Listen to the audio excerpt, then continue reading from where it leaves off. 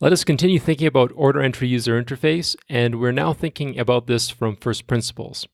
The last post discussed how an order turns knowledge into action, and how there's two ways that people approach this. Traditionally, a lot of approaches has been to think about order as simply being something which is separate from knowledge and separate from action. But I've been arguing that in fact the order overlaps significantly into the idea of knowledge and into the idea of action. And so today we're going to focus on this connection between orders and action. As we discussed in our last post, one common way is to separate these into three separate domains. And we showed that actually the ordering process really needs to be connected to the knowledge process, because you can design a lot of tools which help make it easier for clinicians to identify what the correct order should be, help them place that order quicker, and then ultimately validate that was the appropriate order. As we'll see in this post, again, we can create a lot of tools which more closely integrate an order to an action. And this is in contrast to a model where the order is just a messenger service going between these two processes. And what you'll see is that when we view the order only as a messenger service, we essentially have a setup for fragmented thinking and fragmented care, which unfortunately is the standard or de facto state of most of healthcare from my observation. When a clinician orders a medication, the action is that the medication is dispensed. When they order a lab test, the test is done. When they order 3 imaging tests, those imaging tests are done. When they order a consult, the consult's done. But to view each of these actions as separate episodes from the order is very fragmented. The order is never just an action in isolation. That order is always being tied to a purpose, and the purpose is that the problem which was being solved. Why was the medication ordered? Why were those tests ordered? Why was the consult placed? And so ultimately, we need to think about this all as one continuous workflow, one continuous system when designing tools in order to help integrate these processes together. And it's only by understanding why the order was being placed allows us to properly understand how to follow up on that order, how that action needs to be connected to the order and then connected back to knowledge. And the problem is, as I've mentioned, we've traditionally separated these into three separate parts in the patient chart. We've separated them into separate processes when thinking about them, and this has led to a lot of fragmentation. So let's look at some specific examples now on how separating orders and action leads to fragmentation. The first example is on blood pressure pills. A physician prescribes a patient some new blood pressure pills for hypertension. But the key thing to realize is that this is really just the first start of a very long workflow. There's follow-up questions such as, does the patient take them? Are there side effects? What's the patient's blood pressure, 2 weeks, 4 weeks, 6 weeks, 8 weeks later? Does the dose need to be increased? When should the dose be increased? When should the second dose increase happen? What's the target blood pressure? When's it time to add a second drug? Does the patient need any of their kidney function or other blood tests checked as well? As you can see, there's a lot of questions that originate from this simple order of just entering blood pressure pills. But traditionally, in most workflows, that first step of placing the blood pressure pill order is often where it ends. I would advocate that we should imagine the treating of blood pressure not to be of a single order, but to actually be of a complex workflow, of a series of sequential steps and titrations, which all can originate from the simple problem that the patient has high blood pressure. And this leads to questions such as, one, could most of the subsequent workflow be carried out by non-physicians, such as nursing calling the patient, following with their blood pressure pills, and over the next several months continuing to titrate the medications?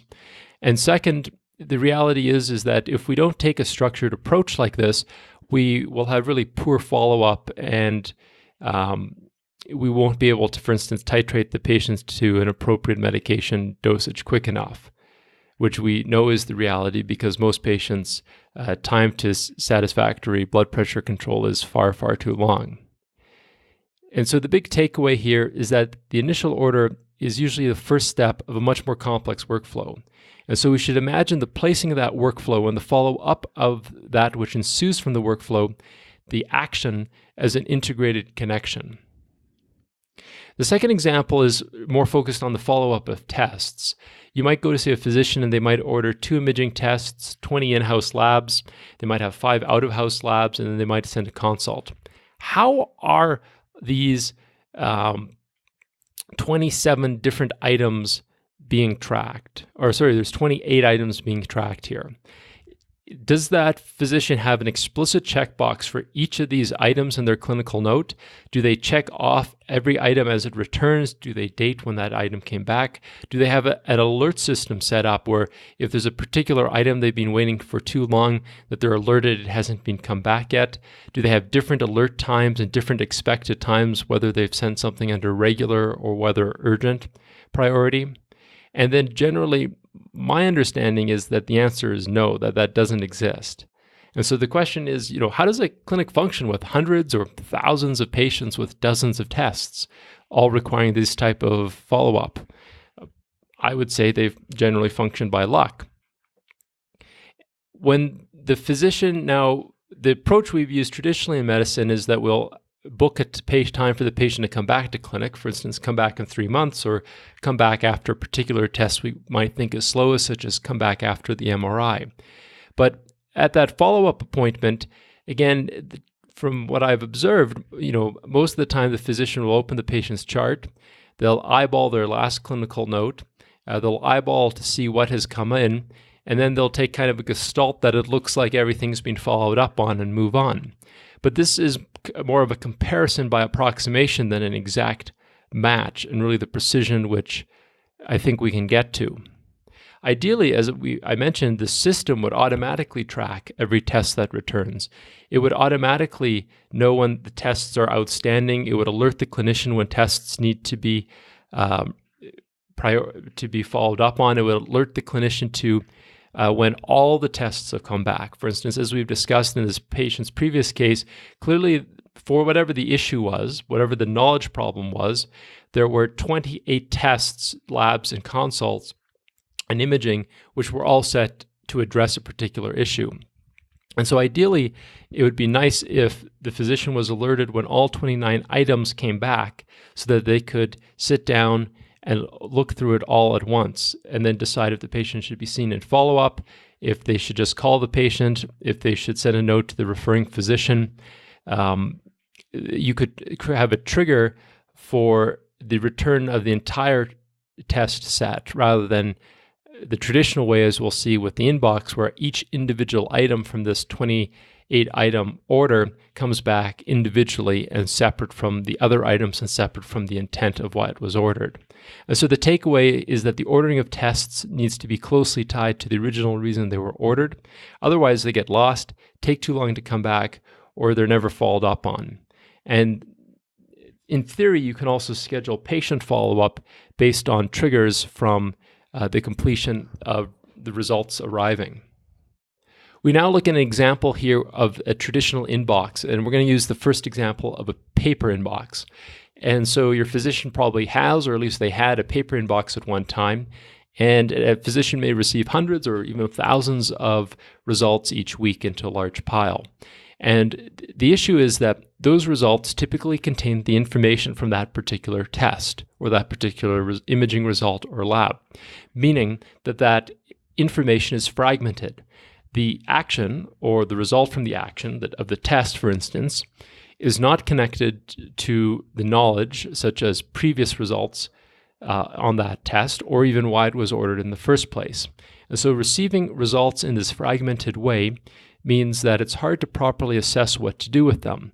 Typically, from what I've seen, physicians may eyeball the results, see that they look okay, which means that there's no obvious red flag in what they're looking at, and then initial the page to mark that they've seen it and moved on.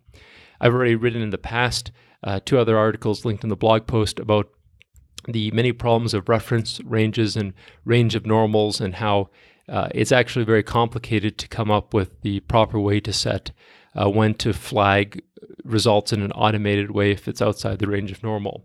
But unfortunately, that's kind of the barometer that a lot of clinicians will use when they're assessing and eyeballing a particular set of results to see if it's safe or not. And then if you think about this from the inpatient world, you'll often have results come back perhaps weeks after a patient has been discharged from hospital. The physician just may not know exactly who the patient was or why something was ordered.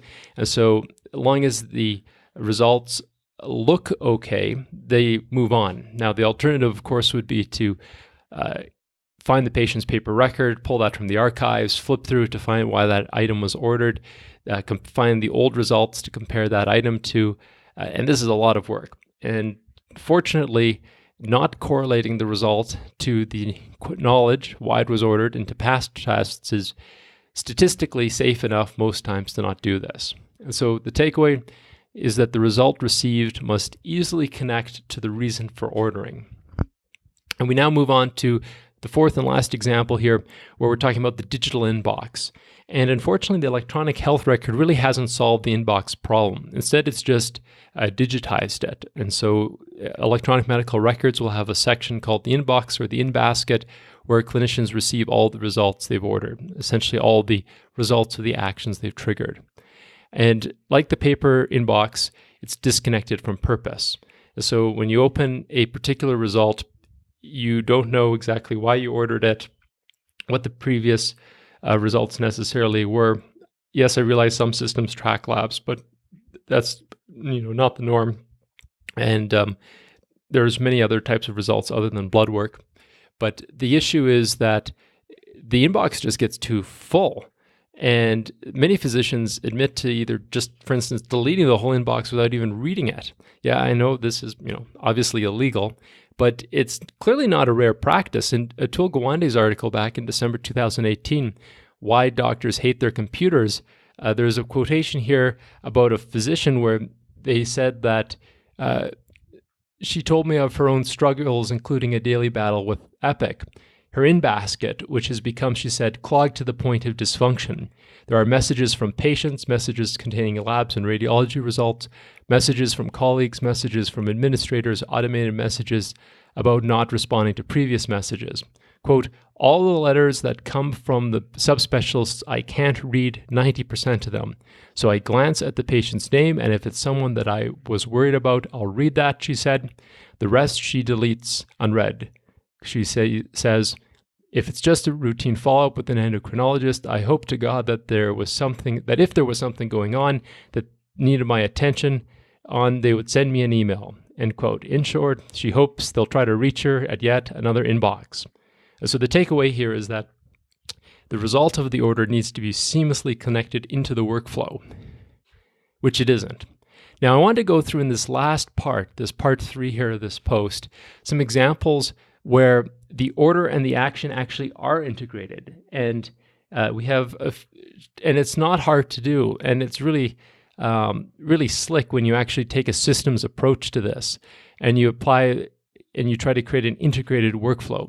The first one here is on a hematology clinic. I was speaking with a friend who's a hematologist, and he had a system where all the longitudinal patients, the patients that would come back for follow-up visits, had their own flow sheet. The top of the flow sheet had their name, it had their diagnosis, thrombocytopenia, thrombocytosis, autoimmune hemolytic anemia. The rows on the flow sheet would contain specific labs that were being tracked related to their condition. It would have the medications related to their condition, and it would have other data such as surgery, imaging, or life events, which are, again, important to the condition. And then the columns would consist of dates when new labs would be ordered, or when new lab results would be added, and dates when medication changes or significant events would be entered. And the workflow is very simple. The clinic nurse would then receive the results of the tests. They would enter those tests into a new column on the flow sheet. They would then hand the completed flow sheets to the physician, and attached to the completed flow sheet was the original new lab results as well as a sticky note. And so now in one glance, it's very easy for the physician to see the patient's name, remind themselves about the condition the patient has that's being managed. They can see the most recent results in continuous trend to the past labs, current and active medications and past meds, as well as surgeries and life events. And now it's very easy to make a complete and informed decision of what should be done. They could write on that sticky note to keep the medications the same, increase them, decrease them, add a new medication, and then the nurse could contact the patient and follow up and liaison with them about the next steps. This system is safe, fast, logical, and just makes sense. And you kind of wish that all of healthcare was like this. But unfortunately, from my experience, this is really the exception and not the norm.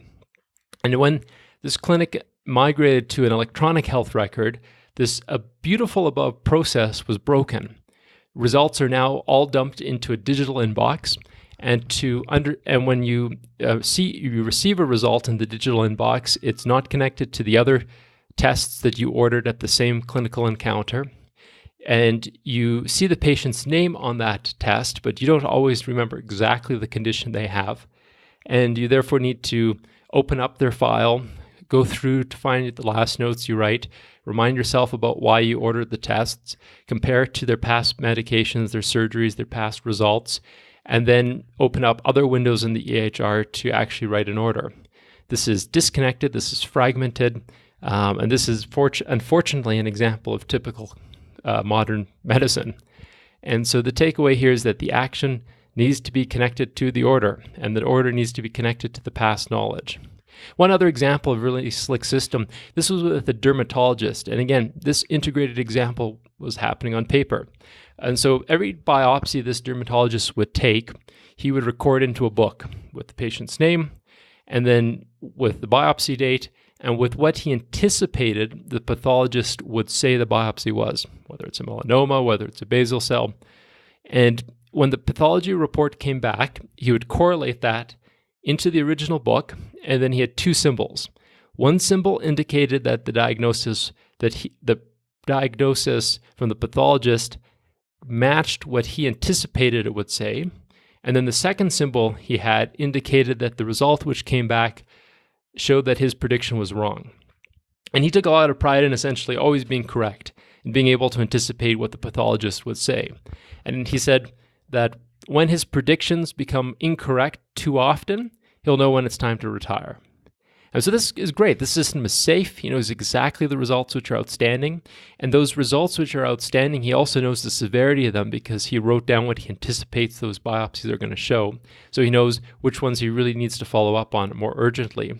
It also allows this physician to get better, to know which types of predictions he's worse at making and improve on that type of accuracy. And it's really unfortunate that, I've never seen any other physician take such care and such interest in matching what they predict an outcome of their order is going to be and what the actual result is. And so this system is safe, it connects actions to orders to knowledge, and allows clinicians to actually get better. So as we conclude, what we have done today is looked at several examples of how healthcare operates in a fragmented environment. How the knowledge, the order, and the action are three separate domains which most people view as the order as just the message between knowledge and action. But as the previous post has advocated, these are actually part of a continuous workflow, and that the function of an order entry user interface, as we've seen in the past post, can really help guide a clinician close the gap from the knowledge they have through to the selection of an appropriate medication and verification of that order. And then, as we've looked at today, we can, in theory, create order entry systems which help not only take an order, but also connect that to the action or the result of that order, and then help complete the follow-up loop so that we're ultimately helping view any particular order not as an isolated step, but in connection to the problem it was trying to address, and to find out if that order had the appropriate effect that was desired. And although we've talked mostly about the results of tests and imaging in this case for those types of orders and a few examples of medication orders, you can imagine really almost every single order which is placed, whether for intravenous fluid in a hospital or a nutritional order, these are all part of a workflow. They've all been ordered because there was a specific trigger or reason for that order. And you can imagine that in this process of ordering, we should be able to integrate what the expected follow-ups and next steps will be. so that these can be semi-automated and that appropriate alerts can help guide us when the follow-up is not what we're expecting it to be. And as we've seen, the linkage doesn't have to be complicated. There's lots of examples here of thoughtful physicians who have come up with paper-based ways to do this. And as you can see, connecting knowledge, order, and action actually leads to more efficient, more effective care systems, and they aren't that hard to design. And so when we think about designing electronic healthcare records, and as these expand their scope, let us build order entry user interfaces that promote and encourage integration of care and not fragmentation of care. And this will be better for patients, better for physicians, and ultimately create systems which are faster, more efficient, and more reliable.